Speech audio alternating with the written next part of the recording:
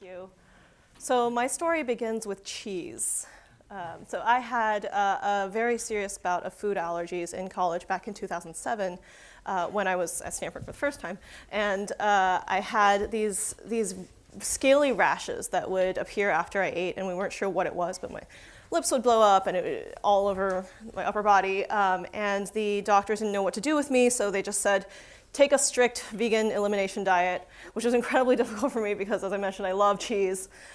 So I would find myself sneaking out on the weekends to farmers markets in Palo Alto and Mountain View, which I'm very fortunate to have a great set of local farmers and ranchers to eat from, trying to find cheeses that wouldn't make me break out in hives. And that was my first foray into the sustainable food system, realizing that that kind of food is very different from what I can get at the supermarkets, right? So this is fundamentally, I eat aligned with my values and the values of the ranchers who feed me, mostly raise their cows on grass, right? And I learned that the closer that the farmers that I respected farmed with nature, the better it was for both my health as well as for the ecosystems that we live in. So I became an obnoxious sustainable food nerd, right, who talked to everybody about this, but only in my spare time. And meanwhile, I went to all these firms and had a business career, and fast forward 5 years, I'm in Hong Kong working in private equity, and I just gotten promoted, and I was celebrating with my dad, and took him to a swanky whiskey bar, and we were celebrating, and he said, this is kind of the pinnacle of where you're supposed to be. Are you happy? And I hadn't asked myself that question for my entire career, for the past 5 years. And my immediate gut response was, of course I'm not happy. I haven't seen a blue sky in 10 months. I work 80 to 100 hours a week, and I run factories. And I love making data accessible to frontline people to make them feel empowered, but everything else in my life is not aligned, right? And going to these different cities and seeing what I thought was rural China would be blue skies, it's all very polluted. And then seeing the ramifications of industrialization and the pursuit of shareholder return as an end in itself. At 26, I was like, this can't be the answer, right? If I'm not happy at 26 doing this, and there just has to be a moral guiding compass above and beyond what we're pursuing. And around this time, oh, by the way, this is very smoggy, right? I couldn't see outside my own window on most days because of the pollution. And by the way, I was breaking out in hives again because provenance of food is really hard. Transparency is really hard in the Chinese food system. And so my whole body was rebelling against what I was doing. And around this time, a college friend emailed me this spring picture of spring in Northern California. And there's rolling hills and there's cows, and I was just like, I need to get back there. So I did what every private equity associate does after they burn out, which is I went to go work on a dairy farm in northern Japan, and I shoveled manure and herded cows and milked them and was very happy. And then I went back to Stanford for a joint MBA and a land use and agriculture degree, and knowing that I didn't come from a farming family and that I didn't know very much about what farmers did, I went and worked on every farm I could across 4 different continents, and I talked face to face with 1,500 farmers and ranchers over the course of 3 years. And I kept coming back to seeing this thing on a barn wall, and this is the state of the art for grazing management, which is how folks run their farms. Planning with the pen and pencil, and you plan with your pencil, and then when you actually do what where you rotated the animals, you fill in with pen. And I remember looking at that over and over again, and at some barn wall someday, I had a second aha moment, which is that my operational training and what I had gone through in being an operations data geek could help with this. This is what I was brought here to do. And the frustration of farmers who are aging out around the world, the average age of farmers in the US is 60, and it's in a lot of countries in the world, and the lack of a new generation, the lack of digitized knowledge that people can pass on to the next generation to train them up, but also the lack of information empowerment that can make themselves productive from year to year is huge. Most farms run on pen and paper. 99% of farms are family smallholders.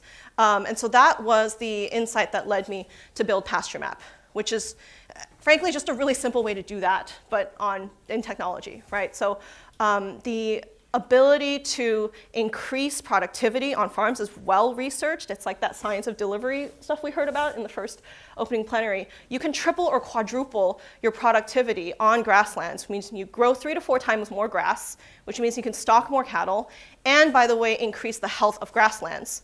And grasslands are 1/3 of the world's land base. So it's a huge and important ecosystem lever that store massive amounts of carbon. And if we can grow more biomass, increase biodiversity, we can suck down a lot of carbon from the atmosphere. I never thought that I would end up becoming a climate change advocate. I just want to help farmers be more productive, right?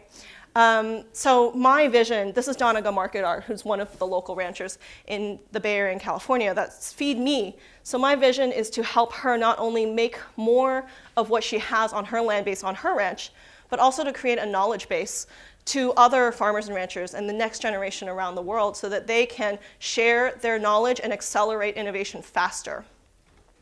So right now I feel pretty aligned with what I'm doing in my life, which is serving the farmers and the ranchers who feed me and my loved ones, and also managing and stewarding the ecosystems and landscapes where I come from.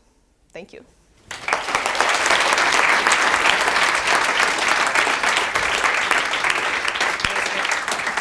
So I know we're short on time, so I'm just going to ask you a couple questions. The first one is, well, actually, the first is not a question, it's a thank you. I think our 6-person panel potentially underrepresents the role that late nights and whiskey and campfires play in aha moments, so I'm glad you represent that, and dads.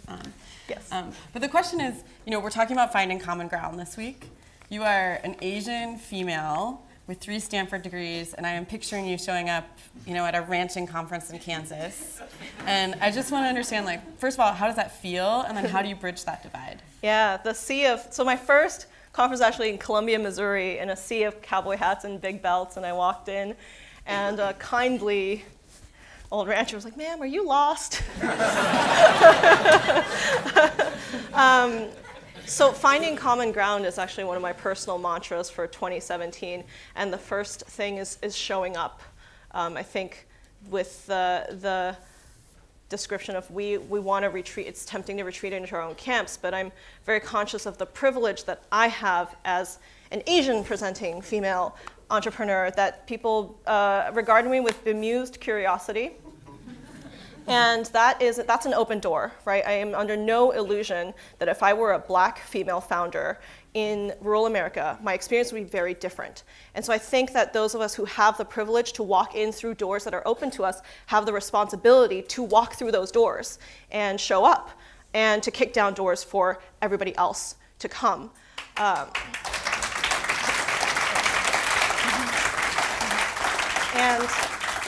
And again, I think we're in a unique position right now where there is a lack of talent, and that talent needs to come from somewhere. And urban populations are growing. There are young people, right? And so we're trying to find ways to infiltrate or bring together more people, bridging the urban-rural divide. And I think the first step is using myself as a physical bridge. That's beautiful. So what's it like to be a mission-oriented startup in Silicon Valley? Different challenges. Often I find myself reflecting that it's actually easier to be an outsider in rural America, for me personally, than it is in Silicon Valley. And so I think we have a lot of work to do, particularly for young female founders. I don't fit a pattern, and the pattern matching mentality is one that we just have to get out of. It's better to be in a space where people have no pattern to match you to than to one where they're looking for what a tech founder looks like and it doesn't look like me. So I think we have a lot of work to do, but for everyone who is a minority or an outsider in some way, we just need to keep showing up. Well put. What's your favorite YouTube song? City of Blinding Lights. City of Blinding. Everybody has songs I don't know. Good. So thank you for sharing your story. So.